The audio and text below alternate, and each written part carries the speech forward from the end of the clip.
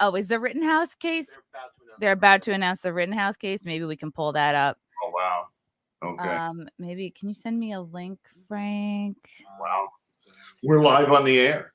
Wow. We're live and it's coming out. Man, it's like, it's crazy that they're announcing this on a Friday, almost like they want people to rage all weekend. You bet. Yeah. It's, I don't trust anything anymore. You know, no. One thing that I learned from making the movie, it's like, there's so many things that happened that day that they have not addressed. And like, you know, the reason it started was that nothing that I saw on the news matched what I saw that day. I didn't see anything that I saw on the news. I didn't see any of the violence. I didn't see any of that. So, and that's all they showed. Yes. Yeah. And it was interesting because they, all right, we're going to put this up here now. Okay, hold on. The third count of the information, unknown male. We, the jury, find the defendant, Kyle H. Rittenhouse, not guilty. Oh, as the fourth count of the information, wow. Anthony Huber. That's only one count. The jury find the defendant, Kyle H. Rittenhouse, not guilty. As to the fifth count of the information, Gage Grosskreutz, we, the jury, find the defendant, Kyle H. Rittenhouse, not guilty. Wow. Jury, these your unanimous verdicts? Oh, look at him. Look at him. Does not agree with the verdicts as read. Look at him. Oh, God. He's crying. He's hugging his lawyer.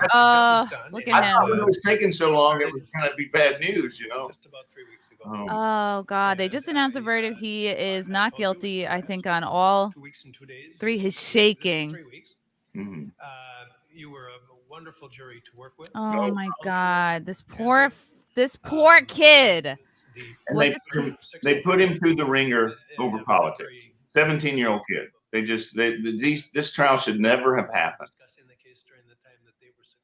No. He absolutely was put through this to be made an example of, to strike fear into Americans who want to protect themselves and their property.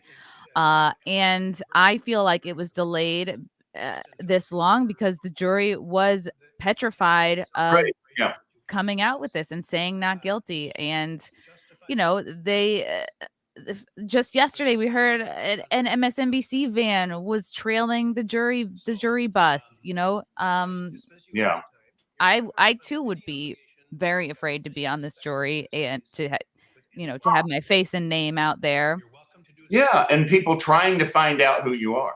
People trying to track you down so they can threaten you and torture you. It's unbelievable that this kind of thing happens in America. But there's a lot going on these days that shouldn't be. Yeah, and he's not guilty on all 5 counts. I didn't realize it was 5 counts. Wow. But good for him and good for the jury. And this is, you know, I'm sure there's going to be mayhem this weekend. Sure. But justice has been served. Yeah. And, you know, this he's not going to be made an example of. Right. I mean, I'm sure he's going to have, the kid already has PTSD from living through this experience. And you can tell if you watch the trial, like he breaks down at a couple points, just when he was trying to recount everything that happened. So he's going to have some PTSD just from living through this. Absolutely. But it's good to see that that mob rule is not going to dictate law and not going to dictate trial results. Yeah. So it's kind of sad that I'm surprised. I mean, you know, it was an obvious case. But I think the attack was not necessarily on him. It was on self-defense.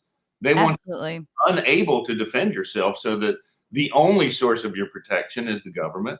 And then you have to do whatever they say.